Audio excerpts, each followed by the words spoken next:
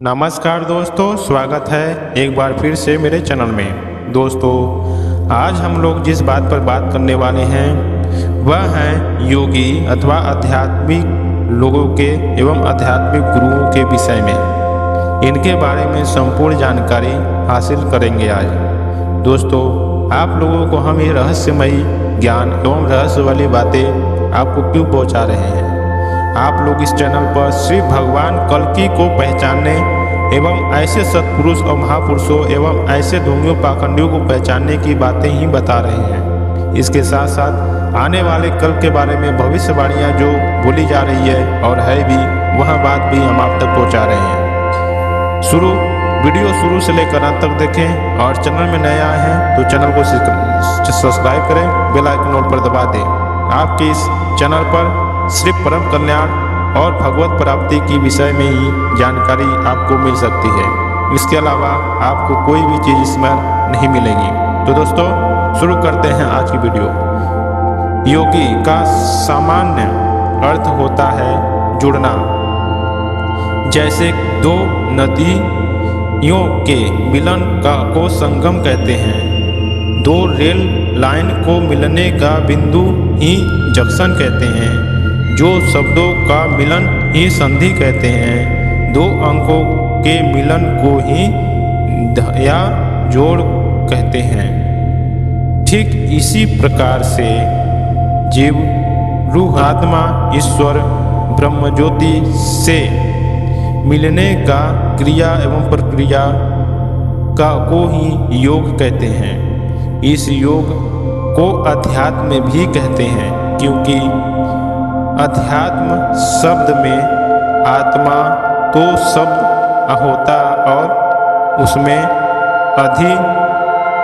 ऊर्व होता है, जिसका अर्थ होता है आत्मा की ओर, अथवा अर्थात जीव का आत्मा से मिलने जुड़ने की क्रिया योग है। तो जीव आत्मा की ओर जाती हुई आत्मा से मिलने जुड़ने क्रिया अध्यात्म होता है, कहलाया जाता है। दोस्तों, जीव और आत्मा का मिलन ही अध्यात्म होता है। आपको जैसे बताया गया कि योग का मिलन मतलब कि कोई भी चीज़ का जहाँ दो लोग का मिलन होता है वहीं पर योग होता है या संगम कहा जाता है। हम आगे देखते हैं। योगी आध्यात्मिक गुरु दो प्रकार के होते हैं। पहला, योगी सिद्ध गुरु होते हैं। दूसरा, गुरु अंशा अवतारी होते हैं। जैसे अंशा अवतारी में हमारे आते हैं दोस्तों वैद बौद्ध है, गुरु नानक और हमारे श्री शंकराचार्य जी महाराज, रामकृष्ण परमहंस, गौतम बुद्ध, ईसा मसीह, मोहम्मद साहब आदि आदि ऐसे बहुत से हैं। नानक देव, गुरुदेव, कबीरदास, सारे ये अंशावतारी के अंतर आते हैं। यह आध्यात्मिक गुरु से ऊपर होते हैं, यही अंशावतारी कहलाते हैं। यदि वर्तमान शीघ्रति योग सिद्ध अथवा आध्यात्मिक गुरु का है, अंशावतारी का नहीं, अंशा अवतारी वाला गुरु का शीघ्र इसका पहचान जानने देखने को मिलेगा। आइए यहाँ पर योग सिद्ध अध्यात्मवेता गुरुओं को संबंधित में जानने देखने की बात देखते हैं। जैसे कि पूर्णतम पैरों में बताया जा चुका है कि योग साधना से उस क्रिया विशेष का नाम है जिसके माध्यम से अथवा जिसके द्वारा जीव, रूह, सेल्फ, अहम, इंद्रियों के बहिर्मुखी से संसार से सीधे उल्टा पीछे छोड़कर अंतर्मुखी होते हुए आत्मा से पर मिलना, स्पिरिट से, ज्योति से मिलना ही, जुड़ना ही आपको अहम एवं आध्यात्मिक कहलाते हैं। योग का सीधा साधा अर्थ होता है जीव रूह सेल्फ अथवा आत्मा ईश्वर ब्रह्म से जुड़ना अथवा जुड़े रहने हुए ईश्वरीयमय आत्मामय रहना रखना यहाँ पर अथवा इस शीघ्रक में योग अध्यात्म से मतलब होता है अपने गुरु से प्राप्त हुए योगी क्रिया साधना अथवा आध्यात्मिक क्रियाओं के नित्य प्रति अभ्यास से अपने आप को जीव रूह सेल्फ अहम से को आत्मा ईश्वर ब्रह्म ज्योति स्पिरिट सोहम ज्योति से ऊर्ध्वमुखी हंसो शिव ज्योति से वास्तविक शिव ज्योति में मिल जाकर जुड़ते रहना आत्मामय ईश्वरमय बने रहना ही है। यह गुरुओं की शिष्य के प्रति होते हैं रहने वाली योग साधना अध्यात्म क्रियाओं का पद्धति को कहलाता है।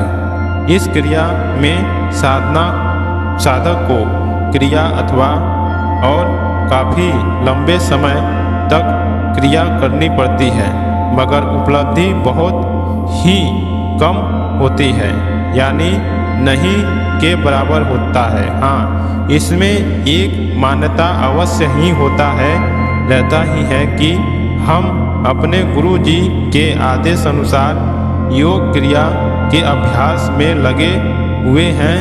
गुरु कृपा होगी तो लाभ होगा।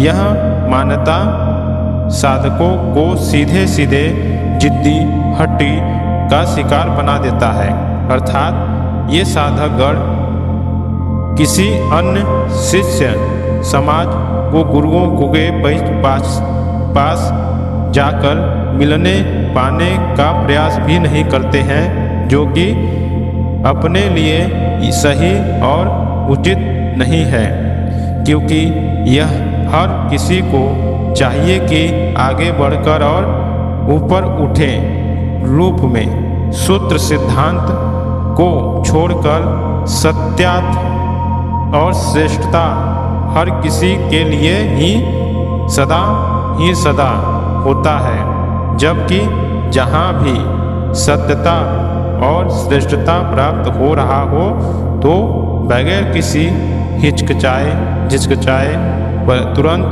ही ग्रहण प्राप्त कर लेना चाहिए। प्रत्येक को यह बात समझना चाहिए। अर्थात दोस्तों, आज समाज में कहीं सत्य मिलता है तो आप किसी गुरु से जुड़े हैं और वहाँ पर आपको वो चीज़ नहीं मिल रही है तो आप दूसरे गुरु के पास जा सकते हैं। यही सनातन धर्म की वास्तविकता है।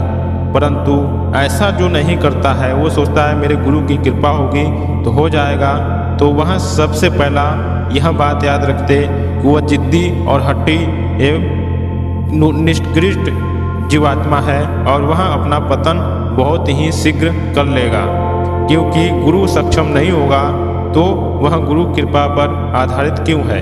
इसलिए हमारा सनातन धर्म एक ही कहता है कि जहाँ पर सत्य मिले वहाँ अवश्य ही जाना चाहिए और ग्रहण करना चाहिए।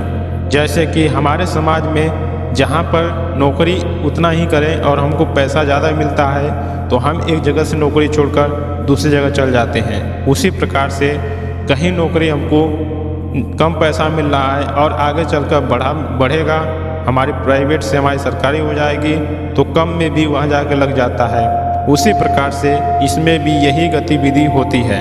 देखते हैं आगे।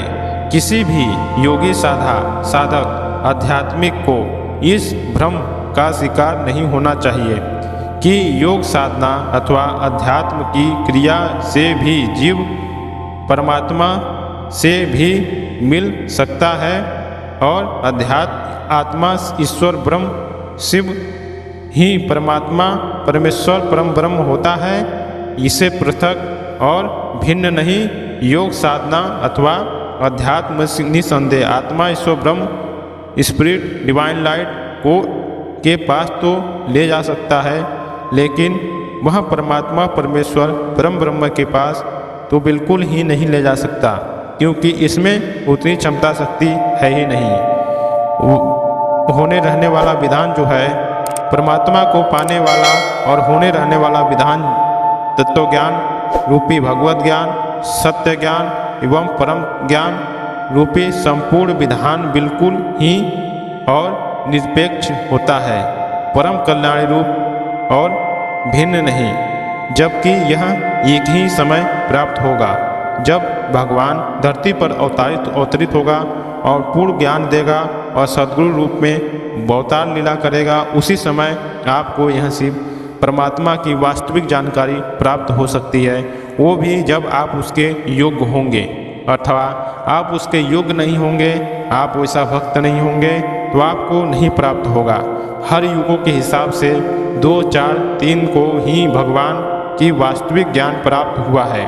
उसी प्रकार से आज भी इस संसार में वास्तविक ज्ञान आपको तभी प्राप्त होगा जब भगवान धरती पर अवतरित होकर आता है। तो इस समय भगवान कल्कि का अवतार हो चुका है, आप उसके पास जा सकते हैं और ज्ञान ग्रहण कर सकते हैं।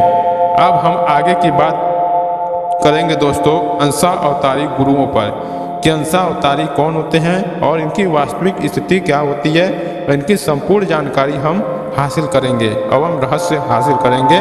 तो दोस्तों वीडियो कैसी लगी, वीडियो अच्छी लगी हो तो लाइक करें, चैनल में नए आए हैं तो चैनल को सब्सक्राइब करें, साथ ही बेल आइकन ऑल पर दबा दें। मिलते हैं नेक्स्ट वीडियो में। जय कल्कि भगवान, जय राधे, जय श्री कृष्णा।